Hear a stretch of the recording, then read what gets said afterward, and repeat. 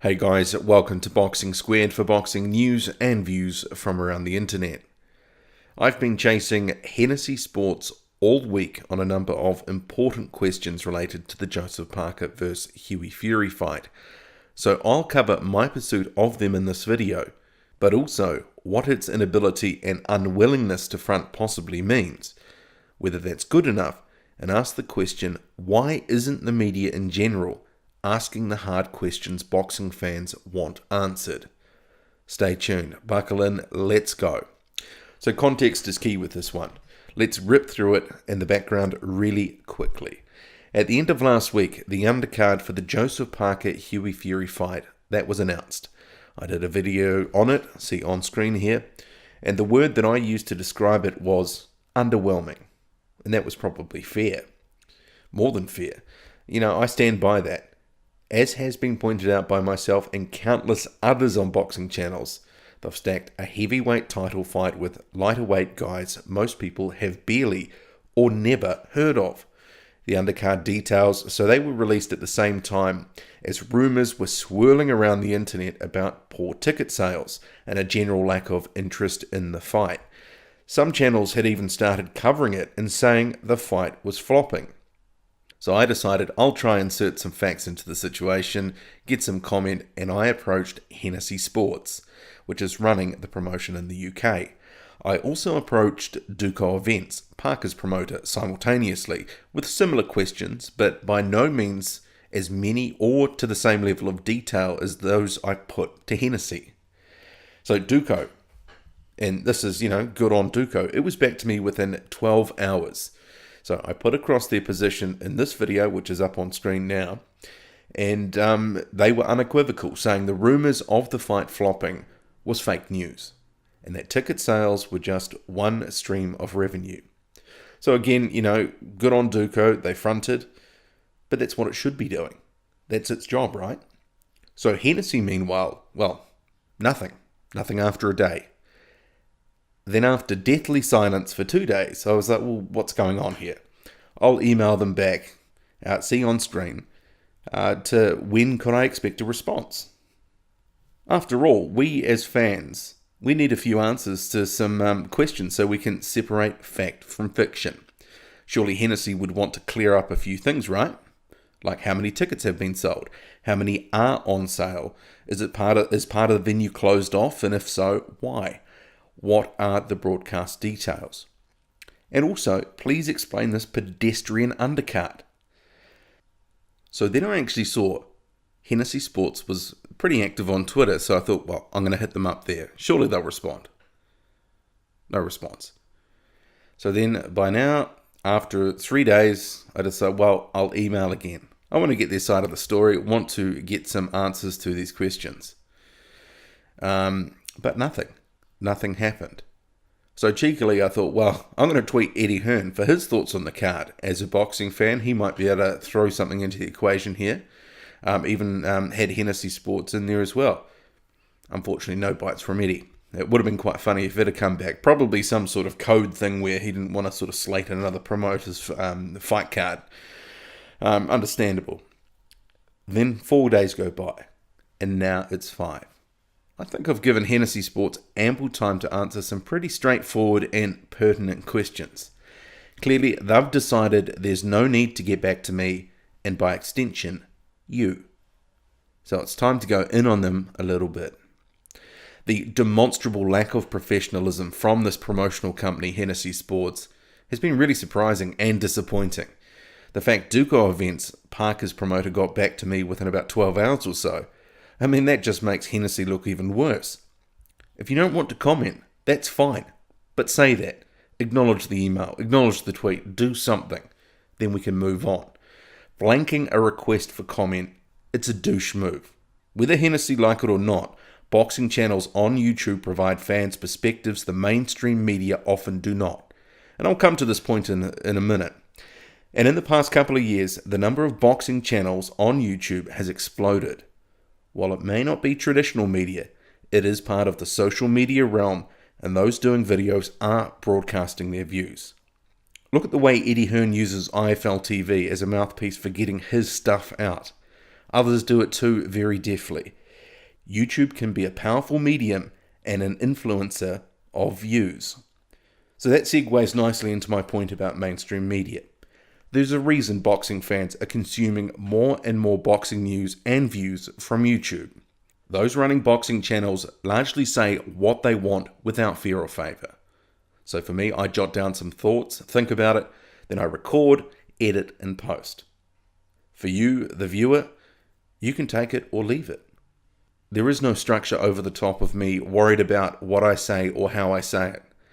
And no one's telling me don't say something because it might upset the advertisers. I actually used to work in media organizations. Those are very real concerns for them. The worst that will happen to me is people stop watching. I'm okay with that. But for traditional media, a drop in views, page impressions, or circulations, that leads to declining revenue, and if the rot can't be stopped, they fold it all up. Shut up shop. So some media organizations, they try to run a middle ground in relation to the content they produce.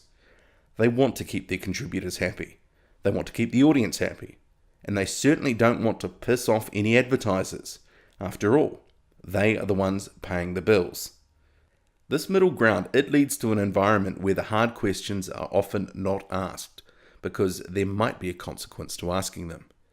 At the same time, the internet and other technology is disrupting the way the media operates. So they're shedding staff like crazy all across the mainstream media, and I would probably contend a thinning down has occurred in the boxing media world in the past decade or 2 decades as well, with the advent of the internet and other technology. So what happens? Fewer staff, that leads to less critical analysis and coverage of important issues. The result is an overall decline in quality and breadth of coverage. We are seeing it everywhere, whether you've realized it or not. I mean, half the news on your favorite website, it's probably infotainment, or it's event/emergency based reporting, spot news, stuff that can be covered on the spot and turned around quickly. Where has the depth gone? So if that's the toll that's happening for the mainstream media, the boxing media, which is a niche area, it will have it will be making the same or similar trade-offs. In the boxing media's case, it's got a few things a few hurdles it has to clear. It doesn't like and want to piss off promoters. There is a relatively small number of those, and promoters, they put fighters forward for interviews. They are an easy source of stories and content. So the dearth of coverage about the Parker Fury undercard, or even the potential poor ticket sales numbers, which have been floating around and through the internet like wildfire. So no coverage from the mainstream media basically at all on this, or even the traditional boxing media. It's both eye-opening and disappointing. No one wants to touch it. But instead, boxing websites and mainstream media, they go for the lowest of the low-hanging fruit, because it's easy and comfortable. Case in point, there was a popular New Zealand website, which I'm not going to name, but you could probably find the story if you wanted to pretty easily. It runs a lot of Joseph Parker stories. This week, though, it waxed lyrical. It was almost sickening about Parker's sparring partner, Malik Scott, like he was the second coming of Muhammad Ali. No hard questions ever seem to be asked anything related to boxing. It's all puff and spin. So what we end up being left with is grassroots efforts from boxing channels on YouTube raising issues that need raising, because those who should can't or won't. I believe it's half the reason boxing fans are flocking to YouTube for content. They can't get that unfettered opinion on a particular topic somewhere else. And it's not just even opinion. Sometimes it is just fact. At the end of the day, we all have a bullshit meter, and we can smell it a mile off. People can cut through the spin and puffery in a heartbeat. That's why people are turning off a lot of mainstream media sites, and even boxing sites. So my read on Hennessy Sports, they seem to think they could ignore questions about the Parker Fury undercard and ticket sales, because if they say nothing, well then nothing can be reported, and the issue will somehow just go away. But I want to throw this up for you to consider. Say the fight was selling well. They'd be crowing about it, right? Cast your mind back to other big fights that, promoters, if things are going well, they will be gassing it up. We've sold X number of tickets in the first minutes or the first day. It's already 3/4 sold. Come on, get your tickets quick. All this sort of carry on. So for me, silence really does speak volumes. And if it was going gangbusters, they'd be crowing from the roof right now and promoting that fact. But they're not. Certainly food for thought. So I know this is a little bit longer than my normal video length, so I do thank you for sticking it out for this long. Let's do something a little to confuse those in the comment section that didn't last as long as you have, so big ups to you. Write something random in caps and nothing more, and just leave it there. Let's see what happens. Also separately, very keen to hear your thoughts on this issue in general.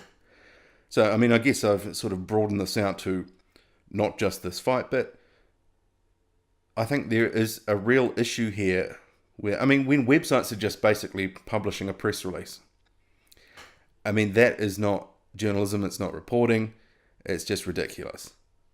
Keen for your views on how you see boxing coverage, how it's changed, how you feel about it. What aren't you getting from those who should be providing it? Okay, that's it from me. Hit like and subscribe. Follow me on Twitter, boxing_squared. Okay, I'm out.